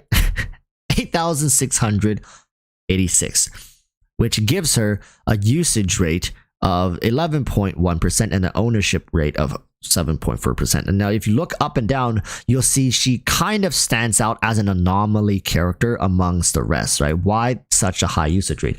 I bet if you were to blindfold yourself prior to this video began and had to guess Dehya's usage rate in the Abyss, given these metrics, you likely would not have guessed that it would be this high. Now, that's very interesting because I have some other data points to show you guys, and I guess once we see the next one, you guys will get a bigger picture. So if we look at the Spiral Abyss usage, the top ranking characters, like I said, almost never changes. It's always around these 7 or sometimes 8 characters. You can make it into S plus rank as long as you have over 70% usage rate. So that's why a lot of these characters, but I think Kokomi. Statistically, they've made it so that only characters above 70% can make it into S+. 70 and below, 40 and above is S rank. So if we scroll down, you'll see this was the ranking that we were roughly looking at, just not like a quick snapshot of the B tier ranking, and below that I'm not going to even go below because most of it is even more DPS characters, 4 stars that very few people use or have superior 5-star options. A good example is Sucrose, right? People were mentioning in chat, why is Sucrose a measly 4.8% when in terms of utility and capability she far exceeds even some of the 5 stars up here? Now remember, a lot of these 5-star characters have what I would call like emotional value, right?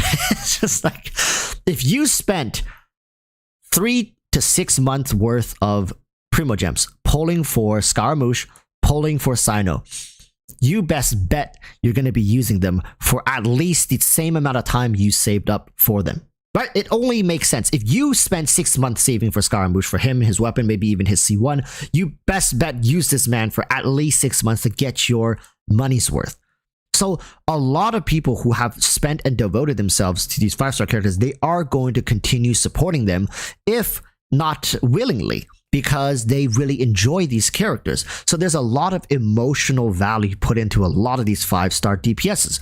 One of such that kind of detaches from emotional value is a character like Tartaglia. Tartaglia has one of the most popular free-to-play teams known as the Tartaglia International or Tartaglia whatever, Mr. Worldwide and co. He exceeds out of this measly B tier percentage rate because of his consistency. And remember, I've made videos in the past talking about Ayato being arguably one of the most balanced characters in Genshin Impact to date, and the statistics backs that up, right? I'm not talking out of my ass. This character is incredibly, but he's not broken by any means. You'll rarely ever find him in S tier or S plus tier, nor is it very difficult to find him in a B tier. Sometimes you'll see him creep down, but most of the time he hovers around A tier. And if you guys actually zoom out and notice, A tier is the rarest tier to actually be in, because in order to be in A tier, you have to be, you see here, above 20% usage, but just below, I believe, 30%, even though Tartaglia is 30.2%, so technically he should be S tier, but for some reason they stuck him in A tier. But I believe between 30 and 70%, a huge 30% range, that's the S tier range. So A tier surprisingly has very little characters. Now, if you look at the top rosters, you'll find the best DPS options in the entire game, right? We got Hu Tao, we got Alhaitham, we got Ayaka along with Shinhe, and then even above that are mostly the support characters, the support DPSs, the pure elemental support, the buffers, the debuffers, even the best shielder in the game only crawls up to a 59.8%, right? It just shows that right now in modern day Genshin, a lot of it rides on supportive damage, boosting more damage, off-field support, off-field applications, EM buffing, right? Debuffing is still very much the name of the game. Elemental teams have not gone anywhere, and they're here to stay. And that's why I'm saying old Genshin Impact team versus new Genshin Impact team, they actually at the very pinnacle rival each other quite well. And in some cases, they complement each other. Now, all this may be subject to change, although I do believe S Plus is going to stay relatively unchanged. But in patch 3.6, we can expect a new Abyss iteration, which means that the new Abyss likely will focus towards some of the newer characters. Now, does this mean you should be pulling for them in a craze? No. We need a cross-reference. What characters that are rerunning in the new patch already exist high enough on this ladder to justify maybe investing to them? So Nahida, Nilou, and I believe who was the last rerun? It was Nahida, Nilou, Ganyu. Ganyu, yes. So Nahida, which is at 74.7%, and Nilou, which is at 21.3%, and then there's Ganyu at 16.7%. So out of these three characters, statistically, Nahida obviously is the best investment option. But now I want to turn our attention to Nilou, because if we further look at the increase rate, you'll see some of the best characters that are increasing in usage rate are the current banner options, which a lot of you guys will be like, oh, that means Nilou, Nahida, right? It's going to get even better next patch. But just hold on a minute and don't rush in too much, because if you guys look here, Venti mains here, Rejoice, 0.8% increased usage rate. Amazing. But if you look at the characters that have dropped off the most, this is why I love these numbers. They provide a very good perspective on what the hell is going on. Nahida actually had the highest drop-off rate. Don't ask me why the drop-off rate is green and the increase rate is red. I don't know. That's just how this app does it. So Nahida with the 7.4% drop rate, Nilou with a 5.7% drop rate, and this is on top of a 10, I believe, or 17% drop-off rate from the previous one. So when the WeNut iteration of the Abyss showed up, it really hurt Nilou's stock price. I'm just going to call it that. And furthermore, she's still dropping. What does this show? I'm showing you guys this is that Nilou as a character can be easily targeted by HoYoverse. Her usage rate can fluctuate greatly depending on what iteration of the Abyss is happening. Nahida, not so much, right? Now, of course, this doesn't come as a huge surprise that Nahida is the better option, but there's a lot of hype going around Nilou. There's a lot of craze going around Nilou, saying she's one of the most broken characters to date. And I agree. If you are a newer player into the game, if you're somebody who just want to beat Spiral Abyss, clear it as easily and as effortlessly as possible, I would also say that Nilou is your best bet. However, do remember, with great power comes great response. Trilatrans and Nilou here hurts when she gets targeted. It doesn't mean you can't use her against the WeNut or you can't be using her in the first half, but it just comes to show that her value can fluctuate incredibly because she is a niche character on top of being already in a niche position, right? You can only use her with Dendro and Hydro characters. What is to stop HoYoverse from using an Abyss that is full of Hydro and Dendro characters, right? You don't know when that day can come. Super Bloom is great, but it's very restrictive in its team usages, and it comes to bite Nilou really hard. Nilou was 45%, I believe, in patch 3.4 Abyss. Incredibly powerful, potent character, one of the best. She was up in the S tier. Now she's fallen from grace, and I expect her to rise up a little bit, but don't get baited into the hype just like that, right? Some of the other characters you'll see is Dehya already losing some stock value, and her patch isn't even done yet. So Zhongli losing a bit here also makes sense. Right now, a lot of people don't need the protective shield anymore, as compared to the last iteration where in Chamber 2, you were literally getting dogpiled every 3 seconds.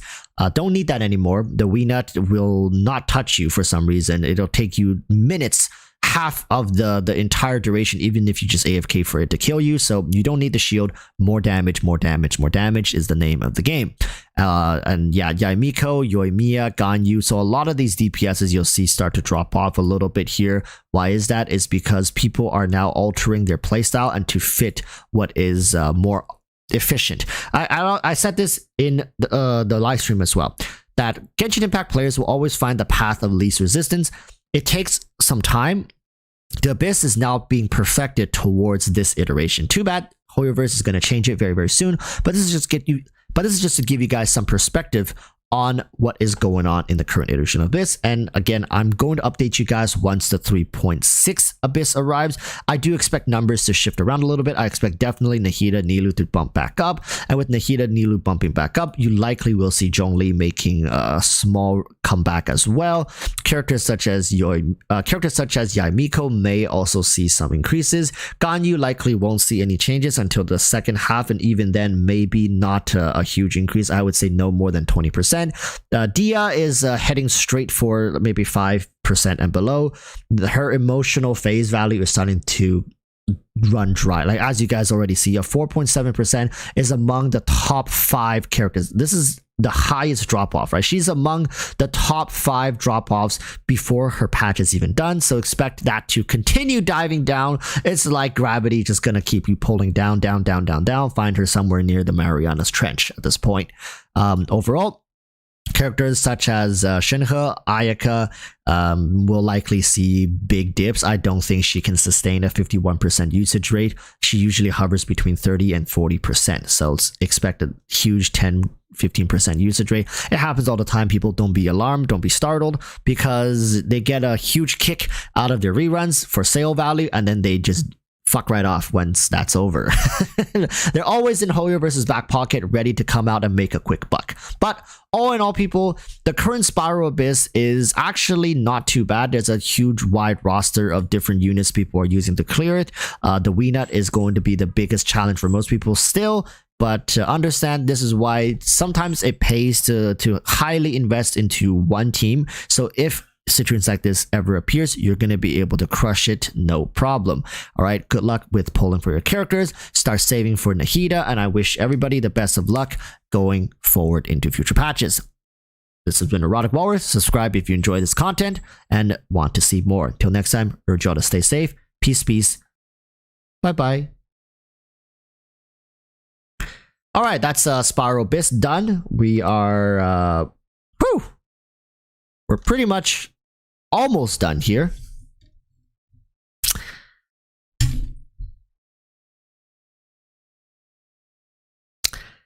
Name is Nam says the reason Mihoyo nerfed Venti is because he was too powerful beyond their ability to control him. Yeah, I think you know, a conspiracy can really be like, did they use Venti to bait us in the early days of Genshin, showcasing how OP the Archon is, getting us to pull and even like get his rerun and all that stuff, and then nerfed him, right? And then once the early phase of Genshin was over and they've secured their core player base, they completely gutted the character that got them there. I don't know.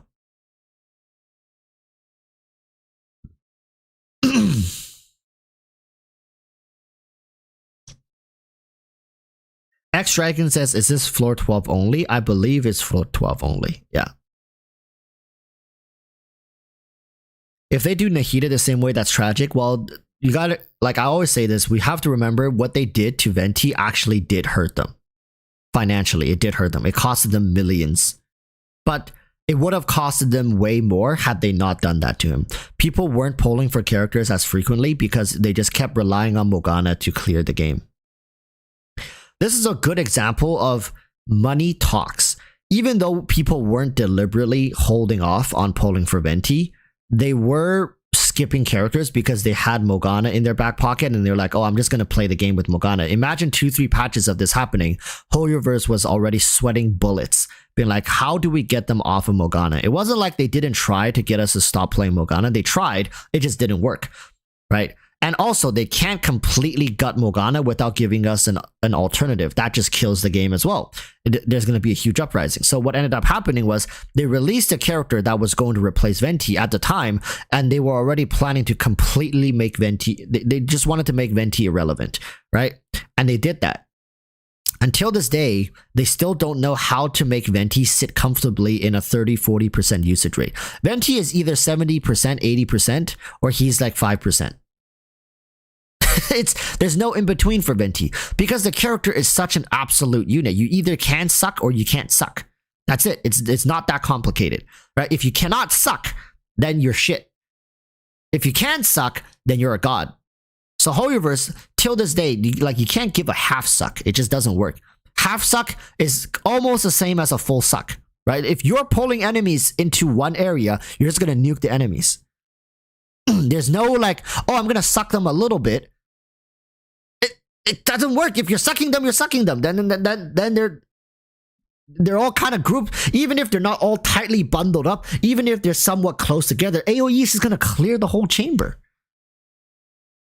So, right? So it's like, what do you want us to do? Like, I mean, what do you want Hoyoverse to do? There's nothing they can do. They can either make him suck or they can make him not suck, and they decided to not suck. So if you don't suck, then he loses like 80% of the value in his kit. Then he becomes Dooku, right? Half suck is Kazuha. Yeah, Kazuha can apply Viridescence effortlessly, and it's like uses himself as the center, right? And also, it's a huge enough AoE. And also, it's like a double application. You go up and then you come back down. Venti can only apply that in front of him, and if you do a hold, you fly up, fly down. It's just like he's a bow character. It just doesn't work like that. The CD is much longer. And Kazuha's burst is like a bigger version of his elemental skill. It uses him as a centerpiece and creates a cyclone. It doesn't suck. It just applies the element in a large enough AoE. That's it. You see, the value of sucking and grouping mobs isn't as big of a focus when it comes to Kazuha. He can do it when there are small enemies, which is the crazy part. He can do what Venti does. He can do it just as well. And it's much easier to do because you use yourself as a measuring point as opposed to relying on BS AI to do it for you. Right? Kazuha, you always know what is going to happen with this skill and his burst. You know it. It's not like his burst is going to suddenly appear on the other side of the chamber because there was one little fly flying over there. No. But having that control is very important. It's very important for players. That's why I say, if they gave the ability to let Venti aim where his burst is going to be, that changes the game. Venti could easily shoot up to 40%. It takes a very small change to make Venti relevant, but they refuse to do it. Just let us decide where we want to throw his burst. Hello, good channel. Can you come here and say hi to chat with your hand? With your hand. Look.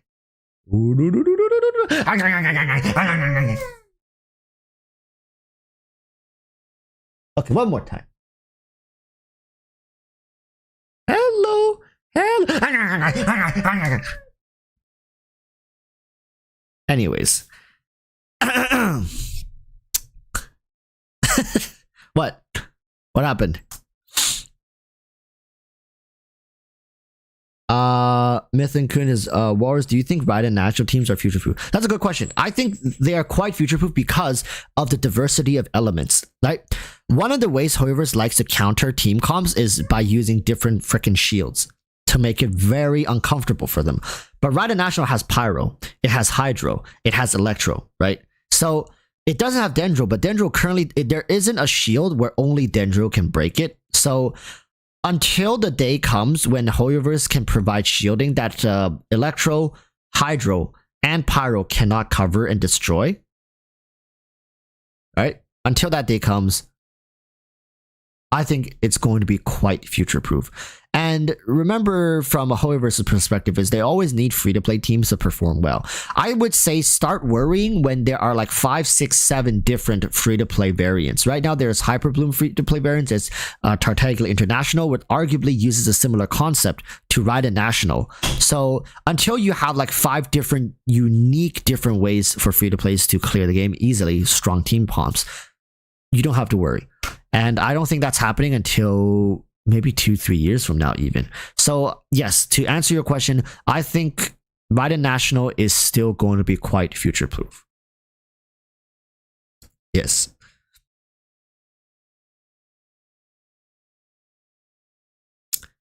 Hydro Herald exists though. Yeah, but right now you can get away with throwing them in the other half of the abyss.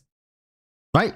So that's what I'm saying. It's that there are ways to counter Hydro Heralds. Even against Hydro Heralds, you can still clear 3 stars easily. Like even if you do first, like Raiden with her burst, combined with Bennett cheese, like the Bennett cheese is making it really difficult for Hoyoverse to completely counter it.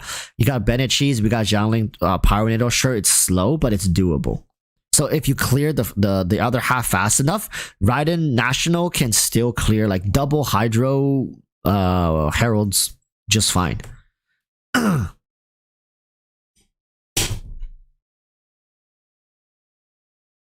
Leafra, what about the new boss with 3 elements? I heard he uses shields too. You mean the world boss? World bosses never go into the Spiral Abyss though.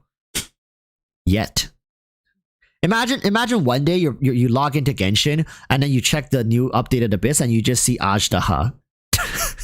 A level 110 Ajdaha or level 100 Ajdaha. Do they go to 110? I think it's just 100. So imagine seeing a level 100 Ajdaha chilling in Abyss 12-3. You're just like, what the fuck? Ajdaha is a weekly boss. Is he not? Or are you saying the 3.6 boss? He's a normal boss, not weekly.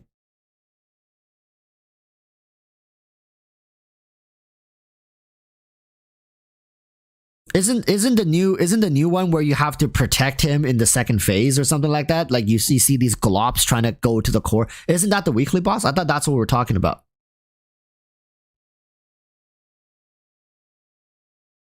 There are 2 bosses coming, right?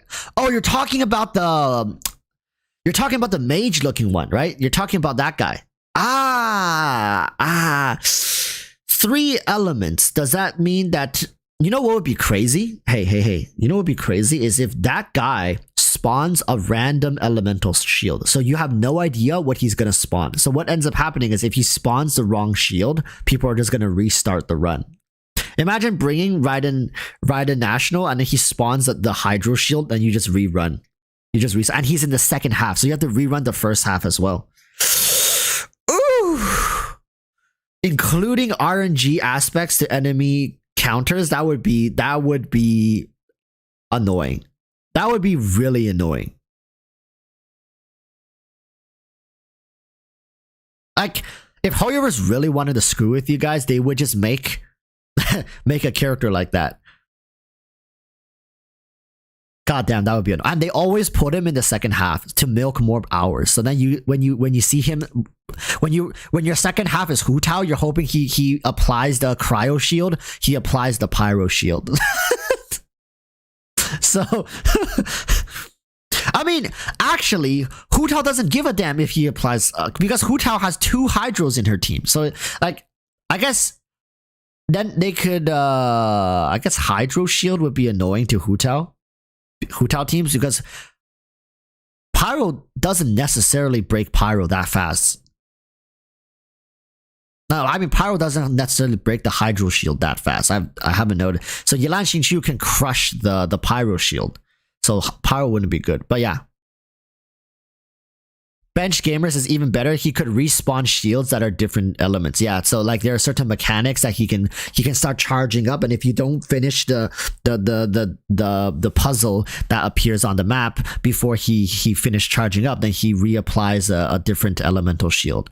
And then all in the meanwhile, he's invulnerable when he's charging up, so you have to do the puzzle. So then it forces you to actually engage with the game, and then he reapplies a shield. So then the timer continues to tick down. You have to beat up his shield, and he doesn't lose health when you break his shield. So you just fight him like a normal boss, and throughout the fight he'll apply shields to himself.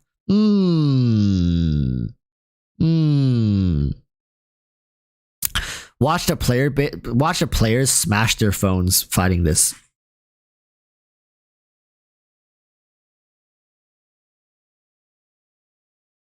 Ramandos is physical, won't have to worry about elements because it is equally awful on all of them. They need to make a physical character that's capable of being like a shield crusher. And every time they attack enemies that have a shield applied to them, they deal shatter damage. So like they become like a counter to enemies who have shields. So basically, they can ignore the shield of the enemies and attack them directly and deal additional damage when they're shielded.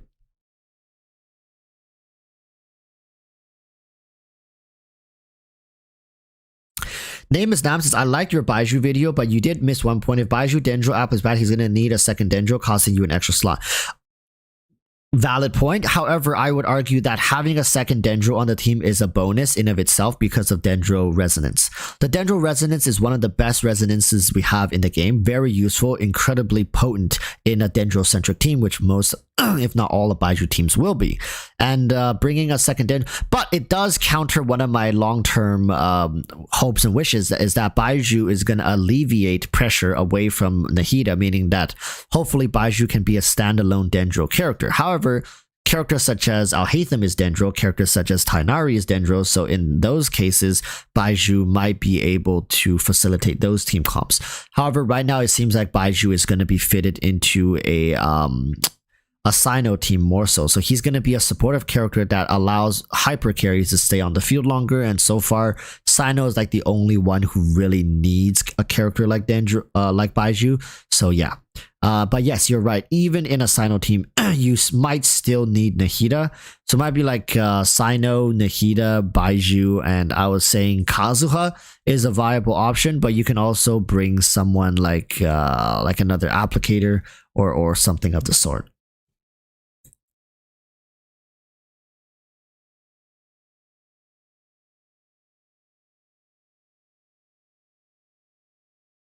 Yeah. So, cool, right? Thank you guys so much. I think we're nearing the end of the stream here. But yeah, thank you for the support. Thank you to Scoop. I don't know if he's still here. Scoop, if you're still here, okay, yes, he is. I hope he's listening, but thank you so much, man. I know you've been supporting the channel every now and then, but this today was just really hitting it out of the park. And also, we had someone else who donated. I can't remember the name, which makes me look really bad. Because I remember the name of the dude who donated 99, but I don't remember the guy with 499. But I do remember, and their message was that don't even care, Dehya sucks ass, or something like that. But thank you as well. I really want to know the name though. You know what? I'm gonna find it because I can. One moment. I can find it. I can find it.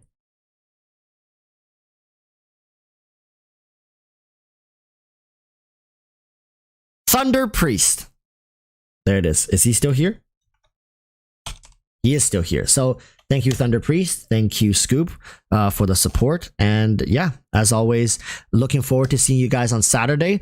Next Tuesday, I believe, is the update. Can't wait to make a video on Nilou. I'm actually currently building her up. I'm going to make videos on Nilou. I'm going to make videos on Nahida, more revisit. And also for people who still here and cares, unfortunately, I'm not going to be able to drop my Baiju video on the day of. It's such a shame because I am now invited into the Genshin Impact media server, which really does suck ass. And the first video they wanted me to do with Baiju for you guys, but unfortunately I'm not going to be here. I'm just away for those 2 weeks. It sucks because Baiju comes out on May 2nd and I leave on April 26th and I don't come back until May 8th. I do have some videos planned for you guys during my time away, but unfortunately Baiju is just coming out at the worst possible time for me. The media server, I'm gonna have to go talk with them. Maybe I can get in a little earlier, make the video, and then leave before whatever, but it really sucks. I was excited for Baiju. Look, if you guys see in my thing, I haven't pulled in such a long time. I even completely skipped out on Dehya just to secure Baiju. Look, so the last time I pulled was, look at that. Right? Last time I pulled was in February 15th. Think about that. I haven't pulled for a month and a half in Genshin Impact. The standard banner pull was the last one you saw. Look, we are 10 pages, so that's 50. So we're at 50 pulls right now. We need, and we're guaranteed because we got D-Look last, right? So we're guaranteed Baiju, and unfortunately, I won't be able to make the video until I come back on May 8th. So thank you guys so much for supporting. And I look forward to you guys tuning in for Saturday stream where we're going to talk more about Nahida and Nilou. Hopefully I'll have my Nilou a little better built. All right. So until next time, urge y'all to stay safe. Peace, peace. Bye.